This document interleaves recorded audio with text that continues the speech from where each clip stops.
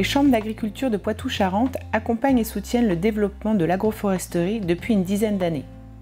Engagées dans des projets de recherche-développement afin d'imaginer des itinéraires plus performants et répondant aux attentes des agriculteurs et des territoires, elles organisaient le 4 octobre 2013 une journée régionale, bilan et perspective, à la ferme du Mont d'Or en Charente-Maritime. Cette ferme est engagée depuis 3 ans dans l'agroécologie, dont l'agroforesterie est l'un des axes de développement.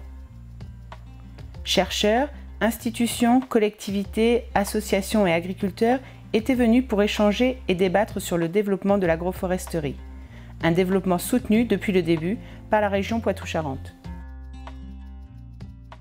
Les enjeux autour de l'agroforesterie pour le Conseil régional, c'est soutenir une approche très transversale de ce que peut faire l'agriculture dans les paysages, mais aussi dans l'évolution d'un modèle agricole qui préfigure des nouveaux enjeux que doivent réussir ou doivent porter l'agriculture. C'est par exemple retrouver du sens par rapport à l'agronomie, faire émerger un modèle agricole qui soit moins dépendant de l'énergie fossile qu'est le pétrole, qui soit moins dépendant donc des pesticides et de l'engrais et des engrais de synthèse.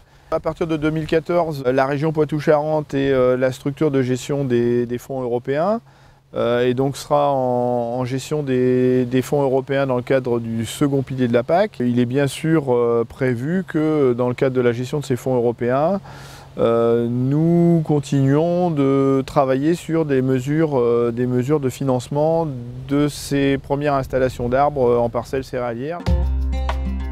Cette association de deux productions usuellement séparées, forêt et agriculture, suscite de nombreuses interrogations. C'était donc l'occasion de questionner la recherche sur cette pratique agricole qui valorise mieux les ressources naturelles d'un écosystème sans en altérer le renouvellement. Alors aujourd'hui, on demande beaucoup à l'agroforesterie. On se rend compte aujourd'hui qu'on manque beaucoup de connaissances et qu'il y a des domaines dans lesquels il faudrait absolument travailler pour améliorer encore les systèmes agroforestiers. Un thème très important, c'est la sélection de variétés cultivées, de céréales, de grandes cultures, qui seraient adaptées à l'ombre. Toutes les variétés actuelles sont sélectionnées en plein soleil, en pleine lumière, et il y a là une marge de progrès très importante en sélection de variétés adaptées au système agroforestier.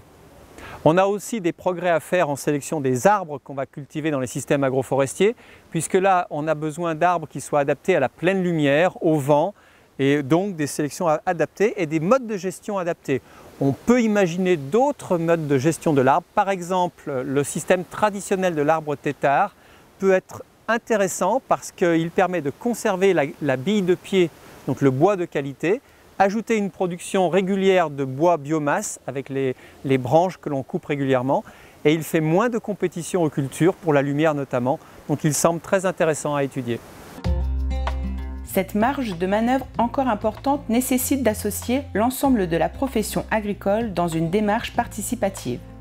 Fort de plus de 350 hectares d'agroforesterie et d'un réseau d'acteurs qui se met en place, les chambres d'agriculture de Poitou-Charentes sont au cœur de cette dynamique. Les chambres d'agriculture se sont engagées déjà depuis plusieurs années sur la valorisation de l'arbre en espace agricole. Et en ce sens, l'agroforesterie intraparcellaire fait pleinement partie de cette dynamique. Les chambres d'agriculture mènent 3 types d'actions liées à la valorisation de l'arbre. La première action qui est plutôt du domaine de la sensibilisation et de la formation auprès de différents publics. Alors le public cible, bien évidemment, ce sont les agriculteurs avant tout, mais on intervient également auprès des jeunes ou futurs agriculteurs dans le cadre des formations de l'enseignement professionnel. Les chambres d'agriculture se sont investies dans la recherche et le développement, notamment par l'animation de groupes professionnels, avec pour objectif de travailler au plus près sur des itinéraires techniques qui sont en adéquation avec leurs pratiques. Donc dans le cadre de programmes, notamment de programmes européens. Donc le troisième axe qu'on a développé, c'est celui de l'accompagnement technique et du conseil auprès des porteurs de projets agroforestiers.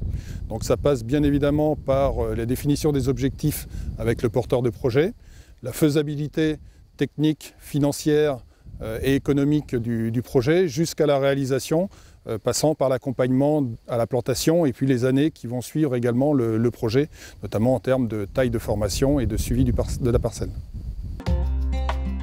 Le champ est vaste et la transversalité d'un projet agroforestier nécessite une dynamique partenariale multicompétences. À la croisée de l'environnement, de l'agronomie et de la production forestière, les chambres de Poitou-Charentes construisent un réseau partenarial pour une meilleure efficience et lisibilité.